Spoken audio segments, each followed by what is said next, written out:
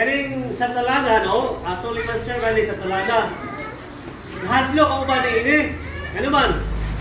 Kay kung dahil na masakit to sa pamilya, may ay sa to pariha kay basta namatay niya ang bagay, namatay pa ngayon nga. Hala, nanay pari. Matay na ginasiguan. Diba yung ang pa sa mga tao? Unya, masamay kisulti sa balang kasulatan. Kunain nung masakit to, masamay kisulti sa Santiago 5:14. Kunain nung masakit to sa iyong pamilya, at doon ang Pangulo sa Iglesia, o at doon ang pare. Mga pare, ang ubang, kailangan masakit to, o sa'y patawag. Uy, albularyo man.